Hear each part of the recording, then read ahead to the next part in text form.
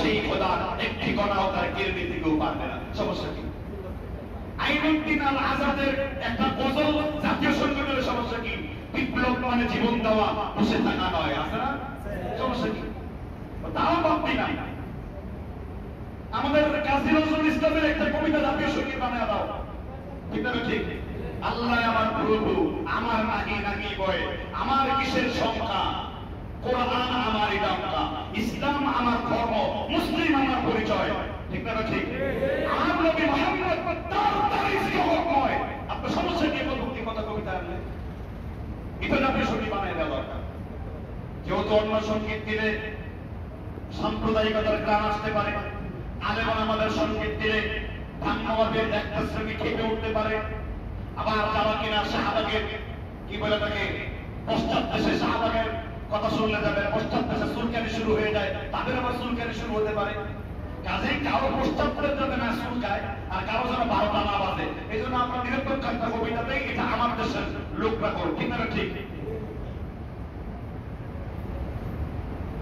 এই জন্য আমরা মনে করি যে একটা বিপ্লবের প্রতি বিপ্লবের এগুলো প্রয়োজন রয়েছে, আমাদের সমস্ত কিছু বাদ দিতে হবে। ঠিক না? ঠিক।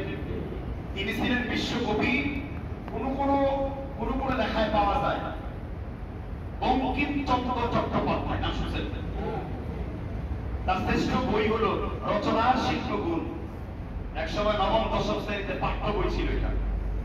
বঙ্কিমচন্দ্র চট্টোপাধ্যায় ওই বিশ্বকবির যুগের লোক ছিলেন। বিশ্বকবির জন্য বলি, সেই এর ওর কাছ থেকে নকল করে ধার করে আরেক ইংরেজদেরকে দিয়ে লাগায় নিজের নাম দিয়ে চালাইছে। ঠিক না? ঠিক। এতদিন ধরে কথা বলেন নাই কেন? 144 দেওয়া ছিল এই জন্য। ঠিক না? ঠিক। এখন কথা বলছেন কেন? কারণ তার কবিতা আমাদের জন্য শুভনীয় নয়। যেহেতু আমরা সব বয়কট করেছি, আমাদের সবকিছু বন্ধ করেছে, আমরা ইলিশও খাওয়া বন্ধ করে দিয়েছি। এবার পূজায় ইলিশ তো দূরের কথা, একটা চাপা শুকিয়ে যাবে না। ইলিশ তো দূরের কথা, একটা চাপা শুকিয়ে দেওয়া হবে না।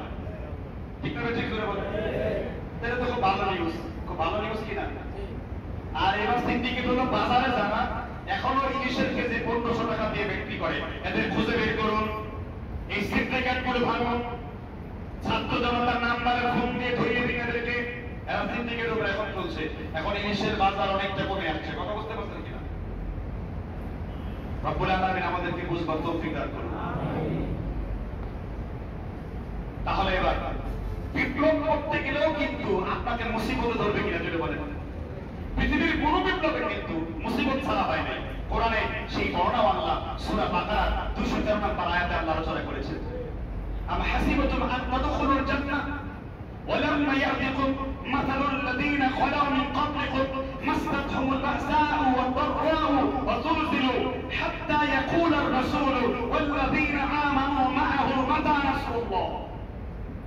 আল্লাহ সুবহানাহু ওয়া তাআলা বলেছেন, তোমরা কি মনে করেছো আমার হাসিবাতুন এমনি তোমরা তাদখুলুল জান্নাহ, এমনি জান্নাতে চলে যাবে না।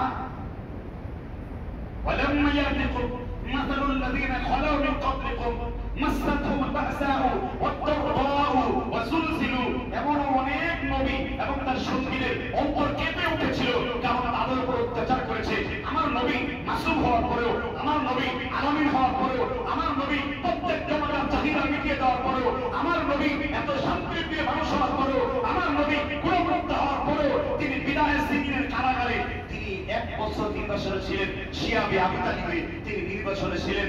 ছাগলের পায়খানার মতো তাদের পায়খানা হয়ে গেছিল, বাচ্চারা দুগ্ধ পর্যন্ত পায় নাই। আবু তালেবের মতো কাফেরও রাসূলের সাথে ছিল, তার চাচা। অনেক নবীদের মাথার মধ্যে করাত রাখা হয়েছে, বিকুণ্ঠিত করা হয়েছে।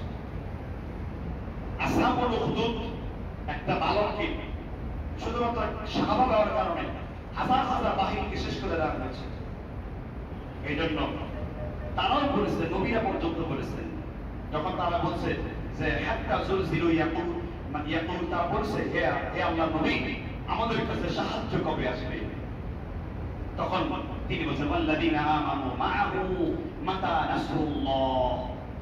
তাদের সাথে ঈমানদাররা বলছেন কবে আসবে আমাদের সাহায্য? নবীগণ তাদেরকে শুনিয়েছে আলা ইন্না নাসরাল্লাহি করিব, নিশ্চয়ই আল্লাহর সাহায্য অতি নিকটবর্তী। আল্লাহ সাহায্য অতি নিকটবর্তী ছিল না? তার মানে বোঝা যাচ্ছে একটা বিপ্লব আন্দোলন করতে গেলে আপনাকে অনেক ধরনের পরীক্ষার সম্মুখীন হতে হবে।